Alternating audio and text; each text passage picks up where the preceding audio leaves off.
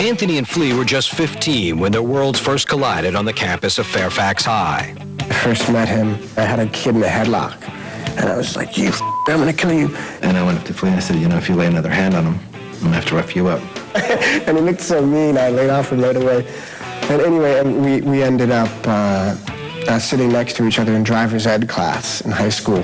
They became very close. I remember Michael coming home and saying, I met someone I can really talk to. And they were pretty close. Well, I guess they've remained it all these many years later.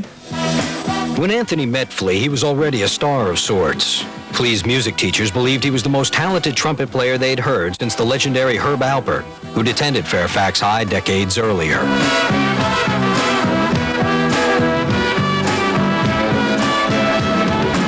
It was Flea's stepfather who fed the young boy's appetite for jazz. He was a musician who frequently held jam sessions in their home. I mean, just seeing all those guys together in a room, sucking and blowing and hitting and playing his instruments, I would roll on the floor in hysterical laughter, just, and it was the first time I really felt the intangible, magical effects of music. When they'd have sessions at the house, they'd let him sit in a little bit.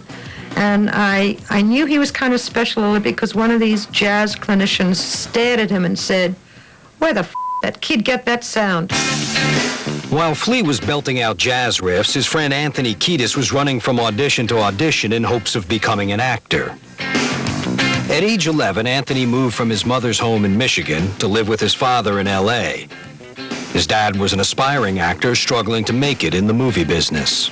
And I knew that Hollywood had something in the air that Michigan did not, because I had been out here visiting my dad on summer vacations, and I mean, you could just taste it. There was psychotic beauty in the air, and I wanted to live in that air.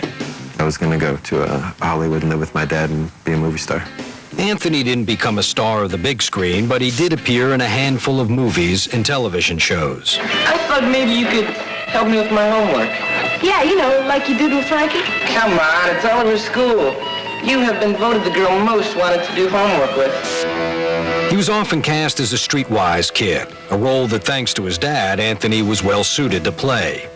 When I came out to California, my dad was very involved in chasing girls and having different girlfriends and very open about his sexual existence. Anthony says his dad was a flamboyant playboy who introduced him to sex and drugs, all at a tender age. I started dabbling with heroin when I was 14. That's the first time I tried it. And it was kind of by accident, actually. I thought it was cocaine. And it was white and it was sitting on a table, so I went and did it. And I got high and I liked it very much. I thought it was a beautiful feeling.